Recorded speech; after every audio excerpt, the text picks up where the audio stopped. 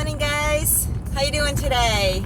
It's a beautiful Wednesday here, and I say that because I feel that, but it's cloudy. Otherwise, it's not that beautiful. But I'm listening to some Pat Benatar, which I normally don't do in the morning. But she's on my CD, and it was on, and one of my favorite songs is playing, All Fired Up. If you haven't heard it, check it out. All Fired Up by Pat Benatar. Anyway, today I wanted to hop on here real quick and talk about fear, and fear as it pertains to blocking us from succeeding. Now, fear is an important part of our design, our makeup, right? But we have it to protect us. Our bodies are built for survival, right? So the fear is so that we can survive and not die, as opposed to challenge us and, make us grow and succeed. It's basically just for survival. That's it. So it's important to know the difference between what a real threat is. Usually it's a physical threat, right? If we're not, being hunted down by woolly mammoths. I always like to use that. But it could be something basic too, right? The reason why we don't speed, we have a fear maybe of getting pulled over, or a fear of getting into an accident, so we don't drive erratically, right? So we have some healthy fears. But there's a difference between having a physical threat and having psychological fear. And so overcoming psychological fears. One of the ways that you can do that is to, first of all, recognize it for what it is.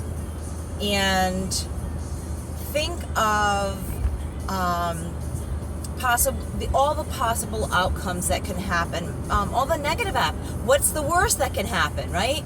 And then say to yourself, okay, what's the worst that can happen? Could I live with that? Could I deal with that? Could I overcome that? Could I still survive even if that worst case scenario happened? And if you do that, then you realize there really isn't anything to be afraid of, because you already thought what the worst possible outcome is. And most of the time, the worst outcome is not what happens, right? Very, very, very, very, very infrequent that the worst outcome can happen. Now, not to overly focus on the worst outcome so that you don't have this overwhelming doom and gloom, but just to say, listen, this is the worst that could happen, and even if that happens, I'm going to be okay, right? That's just a way that it helped you deal with the overcoming of the fear. Another thing is that you can, on the flip side, think of all the positive things from going beyond this fear, right? What are the positive things? So maybe you'll make more money, or maybe you'll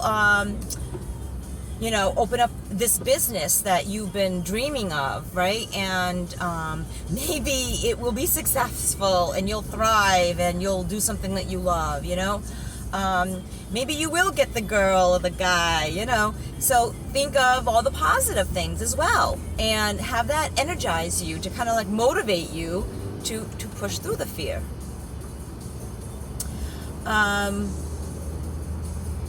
Another one, sometimes when people feel fear, they have like anxiety attacks or an overwhelming sense of urgency or what have you.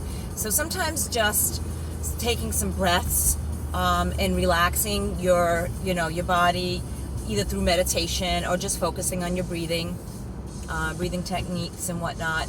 And you can practice that throughout the day. You'll get better at it if you, like I always say, practice makes progress.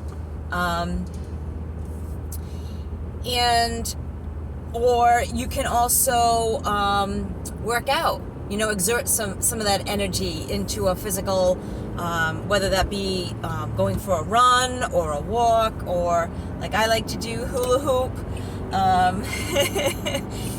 That does two things for me. One, it is a physical exertion. It is an exercise. But two, I'm focused on keeping the hoop around my hips. I'm not thinking about anything else, right? So it has a twofold for me. And a lot of exercises can do that for you too. Let's say you go out and play basketball, right? Exercise, and yet you're focusing on the game. You're not worried about other things. So that could be a great help for you.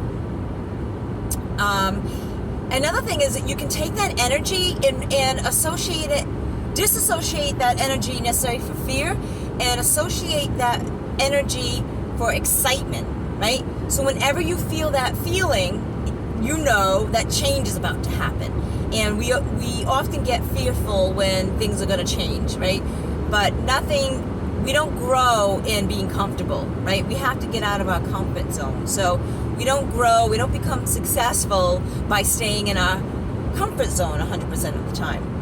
So associate that feeling of that anxiety, of that adrenaline, of that rush that you may equivocate to, I'm not saying that word right, but you can associate that feeling to fear, or you can say, you know what, this isn't fear, this is excitement, because I know something great is going to happen, change is going to happen, I'm going to grow, I'm going to become better, I'm going to become successful, what have you.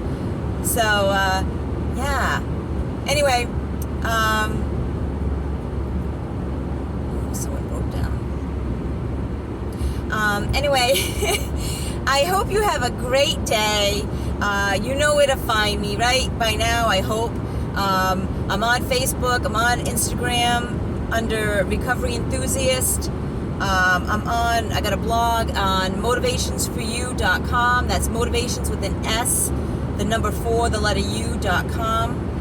I also have a blog under medium.com, which is fairly new, but I hear it gets out there across more platforms than just, I don't know if that's the correct word either. I'm just having a bad time with words today. Anyway, I also, and if that's not enough for you, if you really want more, you can check out my courses online at recoveryenthusiast.com. And I think I got them all covered. Oh no, I've got a podcast on Anchor. That's under Motivations for You. So check them out. Let me know what you think. If you have any feedback for me, that'd be greatly appreciated.